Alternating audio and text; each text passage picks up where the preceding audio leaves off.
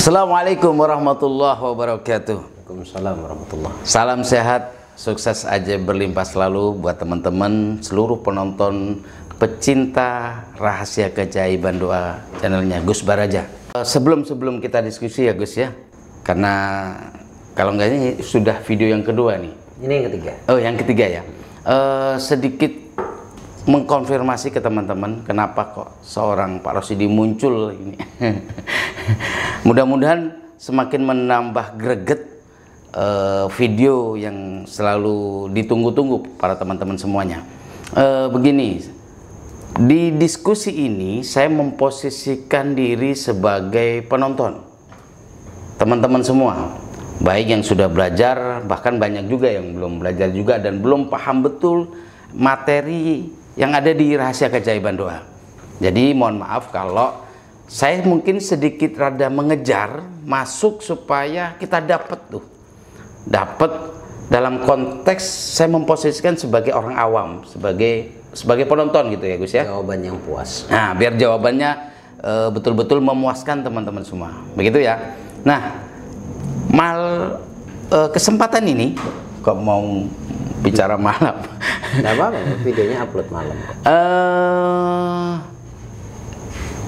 Boleh kita akui, jujur, semua orang masalah demi masalah dari hari ke hari kehidupan kita, baik yang sudah menginjak balik, apalagi sudah dewasa, apalagi sudah rumah tangga, begitu pelik permasalahan hidup yang kita alami. Dan dari permasalahan itu bukan mungkin ya, pasti meninggalkan goresan, meninggalkan luka dalam batin kita. Padahal teman-teman, dalam konteks ilmu keberlimpahan, luka batin ini menjadi penghambat yang paling besar. Nah, ini menarik ini. Kita akan coba diskusi sama Gus Baraja bagaimana luka batin itu dan bagaimana kronologisnya dan antisipasinya ataupun kita mensikapinya. Tentunya kita tunggu dari podcast ya, ataupun diskusi pada kesempatan kali ini. Monggo Gus. Sampun. Assalamualaikum warahmatullahi wabarakatuh. Waalaikumsalam warahmatullahi wabarakatuh. Minum dulu Gus. Ya, selamat malam penonton setia channel Gus Baraja. Selamat malam juga, ini kali ketiga Pak Rosidi hadir di podcast atau apalah ini ya. Jadi ini kali ketiga. Tadi Pak Rosidi klarifikasi bahwa kalau ada pertanyaan Pak Rosidi yang agak sedikit motong saya, itu bukan berarti Pak Rosidi dengan sengaja itu, tapi Pak Rosidi memposisikan sebagai penonton ya. Jadi biar jawabannya puas gitu ya. Biar jawabannya puas gitu ya. Kan ini kan urusan kepuasan sebenarnya. Betul. Kalau masih punya luka batin agak susah untuk puas. Gitu kan. Nah, tadi kalau Pak Rosidi mengatakan bahwa agak sulit kita untuk menemukan kebahagiaan dalam hidup itu kalau kita masih didominasi oleh luka batin. Permasalahan. Sementara luka batin itu kan goresan peristiwa di masa lalu yang kita bawa ke saat ini. Mau tidak mau, karena faktor tidak sadar ya kita anggap itu sebuah hal yang biasa, padahal dampaknya ke masa depan. Carut marut itu ya. Pasti.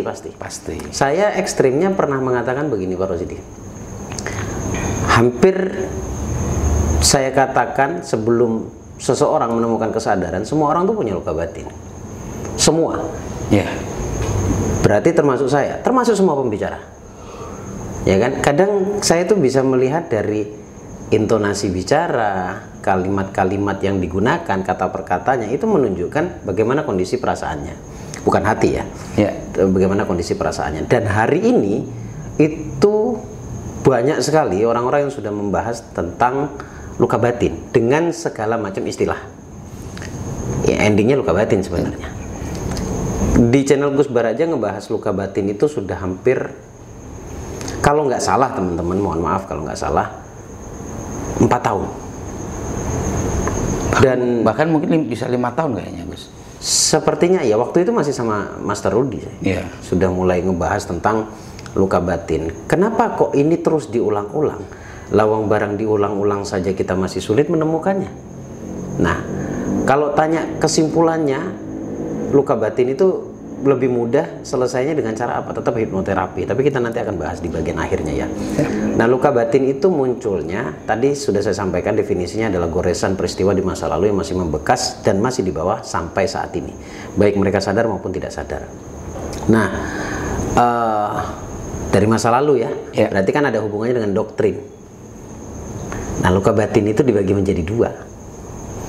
Luka batin yang benar-benar kita alami sendiri, atau yang kita tidak mengalaminya, tapi orang-orang terdekat kita yang mengalaminya, namun kita menyaksikannya. Terimbas dari yang kita lihat. Ya, orang yang kita sayangi kelihatannya seperti didolimi, pasti kita tidak terima dong.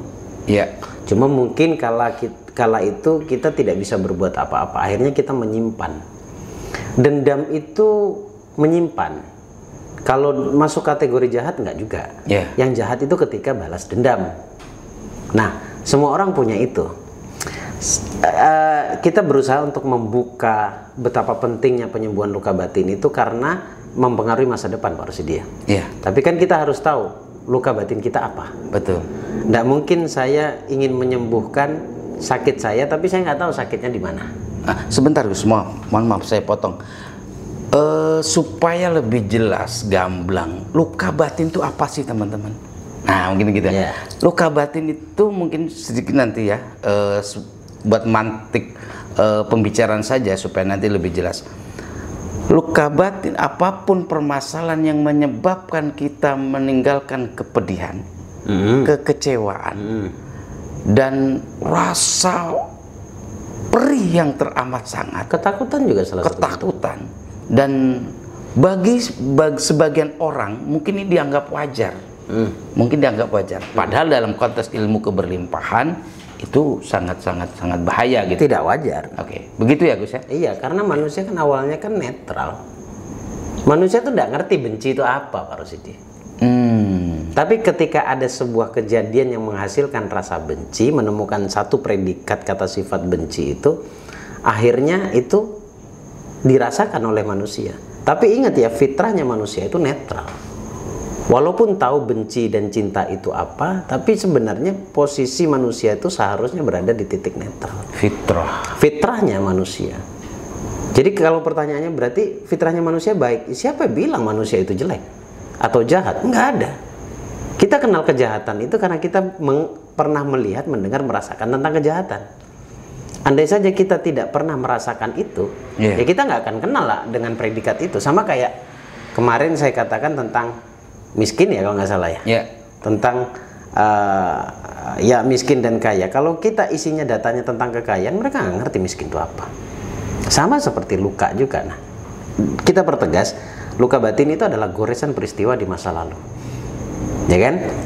Nah, goresan peristiwa di masa lalu yang menyebabkan kita kecewa, marah, benci, dendam, pokoknya yang negatif-negatif itulah ya. Nah, sekarang pertanyaannya, pasti semuanya bertanya, apakah iya saya punya luka batin? Saya kasih tandanya, indikatornya ya.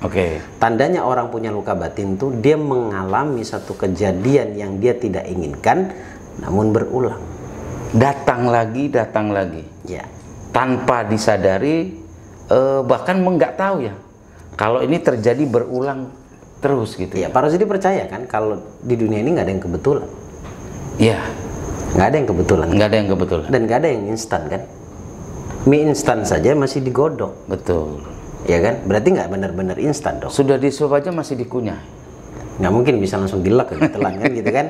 Nah, sama kayak luka batin yang terjadi dalam hidup kita, apakah itu kebetulan? Enggak ya. Nah, karena saya mengatakan tidak kebetulan, kita harus sepakat dulu nih di sini nih. Kalau kita berbenturan, enggak kok ada kok dalam kejadian hidup saya itu kebetulan. Nah, berarti kita nggak bisa sepakat di situ, nggak bisa saya teruskan. Tapi kita semuanya sepakat bahwa tidak ada satupun di dunia ini yang kebetulan, semuanya by design, ya kan? Nah, karena tidak ada yang kebetulan, pertanyaan saya lagi untuk memvalidasi pembahasan kita hari ini. Apakah kejadian buruk dalam hidupmu itu kebetulan? Jawabannya tidak. Kalau pertanyaan itu dilontarkan ke saya, tidak. Berarti ada pemicu dong. Yang bahasa Pak Rosidi pemantiknya. Yang harus kita cari adalah pemantiknya untuk kita tahu Oke, saya menggunakan kalimatnya begini. Masalahmu hari ini bukan itu sebenarnya masalah. Sudah cukup pelan saya mengatakan itu. Masa teman-teman nggak paham ya? Saya ulangi, masalah kita hari ini yang kita anggap ini masalah, bukan itu sebenar-benarnya masalah. Masalah yang kita hadapi sekarang bukan itu masalahnya. Garis bawahin teman-teman. Itu cuma trigger saja. Efek, dampak. Oke, itu ya. Mulai kelihatan chemistry-nya kita kan? Yes. Dampak dari apa? Itu yang harus kita cari. Ini berhubungan dengan masa lalu. Mari kita cari bareng-bareng. Caranya bagaimana? Nah, itu yang kita tunggu. Caranya bagaimana? Tadi saya kan mengatakan berulang ya. Ini enak banget ini bahasa. Berulang. Iya. Kalau berulang betul, berarti kan kita cari yang serupa, walaupun tak sama, tapi setidaknya mirip-mirip. Pernah nggak kamu alami sebelumnya? Mulai nih teman-teman, mulai flashback nih. Kayaknya ini perasaan teman-teman yang nonton bisa kita rasakan. Enak juga nih kayak ini. Dirinya enak nih kayaknya. Karena saya ngobrol dengan orang yang ngejar saya.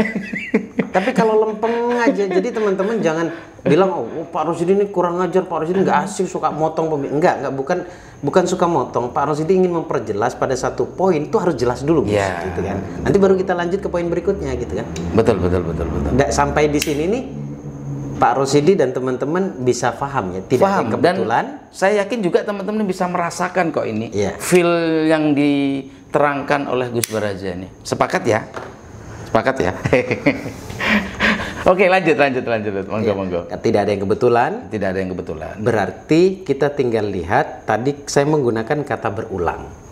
Kita tinggal lihat yang kejadian yang mirip seperti sekarang. Kita kasih contoh kasus. Yang paling umum aja deh. Perceraian. Apakah perceraian itu sebelumnya pernah kamu rasakan? Enggak Gus, saya baru nikah 1 kali. Perceraian itu bermakna berpisah. Sebelumnya kamu pacaran, pernah nggak kamu berpisah? Konteksnya bukan perpisahan, tapi penyebab perpisahan itu yang masih menempel dalam perasaan. Kalau itu masih menempel, kita lihat aja. Anda lihat sendiri. Anda nggak harus percaya kok dengan apa yang kita sampaikan. Itu kalau kasus percintaan. Kalau kasus percintaan. Kalau soal bisnis berarti kan ditipu lagi. Nah, ini yang paling sering memang. Dibohongin lagi, berpola gitu. Sial namanya. Tadi yang awal tadi saya contohkan perceraian itu adalah luka batin konflik. Kalau di rumah tangga Anda itu mengalami sebuah konflik yang konfliknya itu saja, kayaknya ada yang salah dengan masa lalu Anda yang berhubungan dengan konflik itu. Contoh itu. Iya. Konflik misalkan berantem terus karena apa? Karena masalah keuangan misalnya gitu. Kayaknya jauh sebelumnya kamu pernah merasakan pertikaian itu yang berhubungan dengan keuangan. Mirip-mirip saja. Menarik. Tapi Pak Rosidi, ada orang yang tetap kekeh mengatakan tidak pernah saya mengalami itu Gus. Itu berarti hubungannya bukan pada internal. Kejadian secara eksternal. Eksternal itu berhubungan dengan orang yang disayang, lalu Anda baper di situ mengalami kejadian yang sama. Penjelasannya mungkin cukup itu, tapi yang pasti bahwa penjelasan pasti bahwa kita akan mengalami satu kejadian yang berulang dengan pola yang sama. Begitu ya intinya. Apapun kasus Anda, apapun kasus teman-teman, baik itu percintaan, baik itu perekonomian ataupun yang lain-lainnya. Monggo dilanjut. Contohnya cukup lah, yang 2 tadi cukup lah. Cukup ya teman-teman ya. Kita tetap harus berbicara permasalahan dulu. Sampai benar-benar teman-teman itu ngerasa benar juga nih, gitu kan. Belum ke cara atau solusi belum. Sadar dulu ya. Kita jangan langsung ke situ karena kita masih mencontohkan beberapa kasus saja. Contoh kasus lagi, punya pendapatan bagus nih, tapi kok kayak nggak nyisa ya. Plus ngalir gitu aja. Ada aja yang membuat duit itu harus pergi. Habis ini habis ada ini. Saya punya peserta gaji 25 juta, hampir 30. Habis nggak bersisa. Aneh gitu. Nah, ada kayaknya penontonnya ada juga. Ada yang nonton sekarang tuh orang itu. Tuh kan ada ya kan orang ada. Senyum, mulai senyum dia tadi. Ini ada. Aneh ya. Ya aneh lah. Apa hubungannya dengan luka batin? Itu pasti ada masa kecilmu yang punya problem tentang keuangan, yang ketika Anda menginginkan sesuatu di masa kecil itu, Anda nggak keturutan. Dan dibawa sampai gede. Ketika punya uang, ada sesuatu yang dilampiaskan, itu namanya dendam finansial. Balas dendam. Iya, tuh orangnya tuh. Nah, ya kan? Iya, nah, iya kamu iya. yang sedang senyum sekarang. Ah, iya kamu betul. Asik ya teman-temannya. Pantau terus. Jangan di skip, jangan di skip. Masih panjang ini videonya. Monggo lanjut, Gus. Menarik ini. Beberapa kali ini lebih kepada private sih sebenarnya. Oke. Mereka cenderung minta obat untuk bisa mengatasi yang sedang terjadi saat itu. Jujur, saya nggak bisa. Kalaupun bisa, umur 1 minggu, ujung-ujungnya kumat lagi. Nah terus bagaimana, Gus? Problemnya bukan di situ. Makanya jadi privat itu butuh waktu yang tadinya katanya 1 jam, 1 jam setengah, bisa 3 jam Pak Rusidi. Karena perlu investigasi. Saya harus ngecek dulu ke masa lalunya, mundur. Pernah Gus, sebentar, oke, di situ tahan, itu yang terakhir, ya. Sekarang saya ingin tahu eksternalmu, orang yang kamu sayang pernah nggak mengalami hal yang sama? Orang tuamu atau siapa yang mengasuhmu atau lingkunganmu seperti apa? Itu kita didominasi. Oh, masih kecil kita nggak mungkin bisa mendominasi. Betul. Didominasi tepatnya. Tinggal cek saja. Indikator yang paling jelas adalah ketika Anda sedang bermasalah dalam satu siklus yang selalu berulang. Problemnya bukan sekarang, tapi yang lalu. Kalimat di depan tadi, dampak ya. Ya dampak atau ya trigger, dampak, efek. Nah, poin selanjutnya. Setelah menemukan kesadaran Betul. tentang oh iya, saya ada luka batin. Nah, selanjutnya apa? Ya kalau pertanyaan selanjutnya adalah bagaimana saya bisa menyelesaikan itu? Itu kan, maaf ya, saya pakai bahasa kasar supaya semuanya benar-benar terasa ini. Itu kan kemaruknya cara berpikir. Belum apa-apa sudah tanya bagaimana solusi. Tapi nggak apa-apa kita jawab Pak Rusidi. Kalau misalkan membutuhkan solusi, Anda datang ke saya, ke channel siapapun, itu bukan untuk mencari solusi. Anda nggak akan menemukan solusi di sini. Makanya saya menawarkan bukan solusi yang akan saya berikan, tetapi cara bagaimana Anda bisa memperbaiki diri. Allah yang kasih solusi. Solusi ini bermakna hidayah. Ya. Kanjeng Nabi saja menolak ketika dimintain hidayah. Nggak, itu mutlak milik Allah. Rasulullah SAW loh itu. Siapa saya kan gitu. Nah sekarang apa yang harus saya perbaiki? Pertanyaannya kan begitu. Oh. Berarti kan kalau Anda ingin memperbaiki diri, berarti ada sesuatu yang salah dalam hidupmu. Artinya ada korelasi yang kuat. Kalau mau ketemu solusi, ya perbaiki. Perbaikan diri lah ya. Allah yang akan teteskan, diilhamkan oleh Allah nanti ke dalam diri kita. Nah, sekarang bagaimana cara memperbaiki diri? Berarti kan ada sesuatu yang kurang baik. Yang paling parah hari ini adalah ketika orang merasakan sesuatu yang buruk lah kasalnya itu. Iya. Yang menurut saya ini penyakit yang berbahaya. Yang dilihat tuh eksternal. Dia nyari kambing hitam. Loh, itu terjadi di saya. Makanya yang Anda lihat saya berkopiah ini bukan orang bersih. Orang yang pernah mengalami, yang dikit-dikit kalau terjadi sesuatu dalam hidup saya, ini orang nih. Ini gara-gara ibu saya begini, gara-gara istri saya begini. Sampai saya lupa melihat bahwa problemnya bukan pada orang, tapi pada diri saya. Makanya lihat ke dalam, jangan lihat keluar. Nah, bagaimana dengan pasangan saya? Berarti aman? Enggak juga. Dia juga punya porsi yang sama untuk ngecek ke dalam dirinya. Makanya ketika dua orang ini punya kesadaran, suami istri misalkan begitu ya, ini akan indah. Konflik sesaat, mereka introspeksinya ke dalam. Enggak akan lanjut konfliknya. Curhat saya jadinya nih. Cepet teratasi jadi. Iya. Tapi kalau cuma satu yang belajar ilmu begini, misal suaminya nggak belajar atau istrinya saja yang belajar, suaminya nggak, ataupun sebaliknya, ini akan terus menjadi problem. Yang ini sedang berusaha sembuh, yang ini abai, ini jadi pemantik terus, jadi masalah nanti. Oke. Banyak yang datang mau bercerai, alhamdulillah. dengan saya sampaikan panjang kali lebar, mereka mengurungkan niat perceraian mereka. Akhirnya cross check ke dalam diri, akhirnya ya, mereka lebih memilih untuk liburan. Ngapain saya ngurusin begini? Siap. Nah, Masih panjang. Masih panjang ya? Masih panjang ini. Kita hawanya mau ngejar mulu. Yang poin perbaikan diri tadi. Oke. Pertama, jangan nyalahin orang. Tadi saya kan sempat menyinggung bahwa ini ada hubungannya dengan doktrin di masa lalu. Iya. Ketika saya mengatakan begini, ada sebagian orang berpikir bahwa permasalahan hidupnya itu munculnya dari orang tua. Luka batin masa lalu.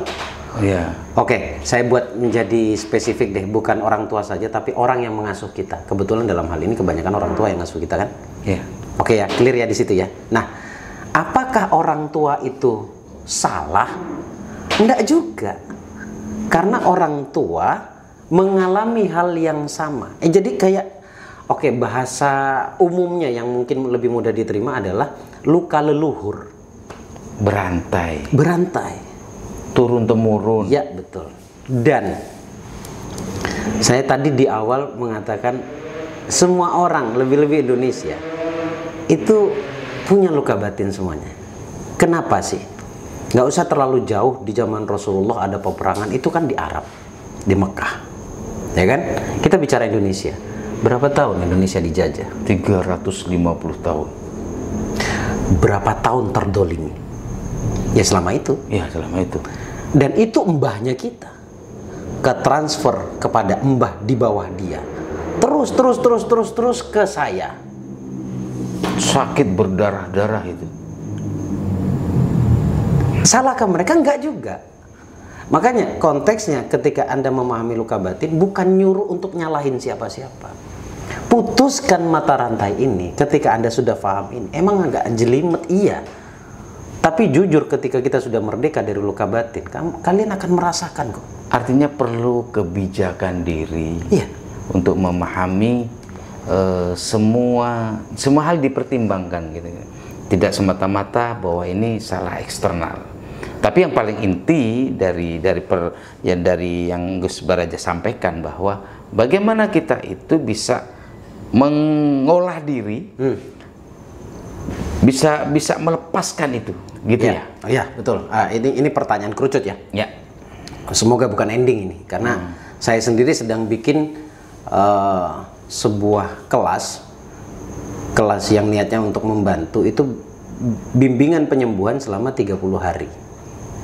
Online itu di WA.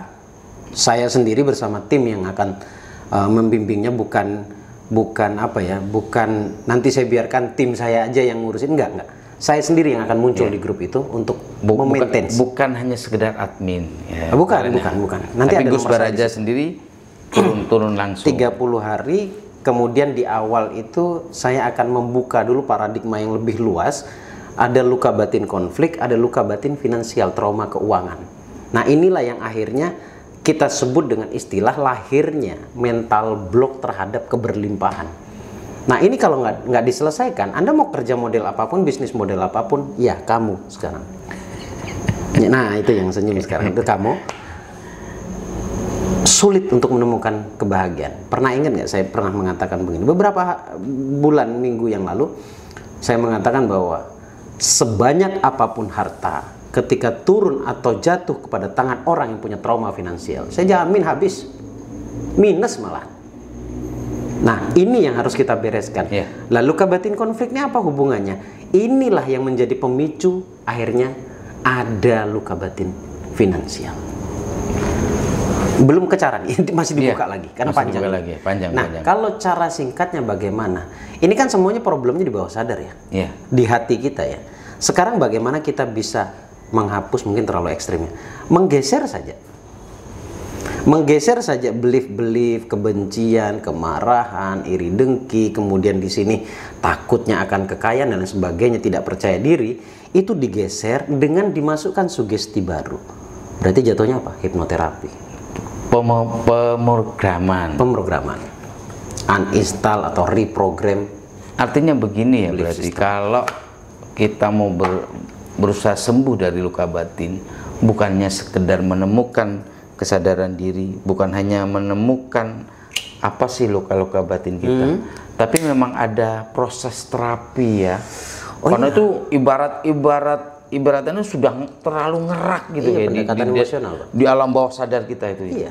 Nah, akhirnya perlu terapi teman-teman. Makanya Gus Baraja membuka kelas hipnoterapi selama 30 hari ya. Iya, nggak akan bocor itu Pak Rosidi. Ya. Artinya bawah sadar tuh nggak akan bocor tiba-tiba keluar sendiri nanti negatif, nggak akan. Iya. Kecuali dengan kesadaran lalu diganti dengan sugesti baru. Ibarat gelas ini Kopi, dituang air putih, lama-lama kan menjadi bening ya. bening. Begitu. Air putih apa air bening ya? Air putih susu ya. Begitu teman-teman informasinya. Bagi teman-teman nanti yang mau bisa langsung gabung, bisa hubungi Mbak Vista ya, atau chatting langsung Mbak Vista. Nanti grupnya dikawal langsung oleh Gus Baraja. Murah kok. Ya, berapa? Murah banget. 299 1 bulan loh. 2 kali pertemuan online. 299 1 bulan. Dan dapat rekamannya. Dapat rekaman. Rekamannya 2 kali pertemuan di Zoom meeting itu. Dan nanti kita akan bantu untuk potongkan saat kita terapi. Nah, karena saya nggak tahu ya kalau di pembelajaran lainnya. Kalau di pembelajaran RKD itu tidak ada yang namanya terapi di bagian akhirnya.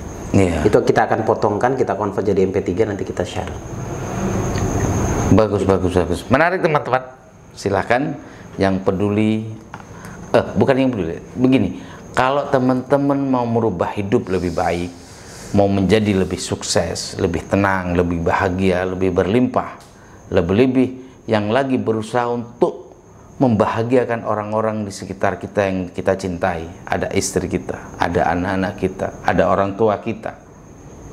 Mari belajar bareng dengan Gus Baraja dengan hanya 299 infaknya ya. Investasinya 299 1 bulan, masuk grup, dikawal langsung oleh Gus Baraja. Ya. Begitu Gus ya? Betul. Ini jamnya masih cukup nih Pak Gus? 27. Oh iya Pak. Nah, setelah ini kita akan bahas hipnoterapinya. Nggak apa-apa, bonus buat mereka. Oke, siap. Bukan di terapi, tapi bahas teknik terapi. Bahas hipnoterapinya. Boleh buka sedikit Gus. Ya nanti, di video berikutnya. Oh, ini sudah? Ya. Nah, ini belum penutupan. Sampai ketemu di video berikutnya dengan pembahasan yang lebih greget lagi. Ya, kalau menurut Anda bahagia Anda penting, tonton video selanjutnya. Assalamualaikum warahmatullahi wabarakatuh. Waalaikumsalam warahmatullahi wabarakatuh.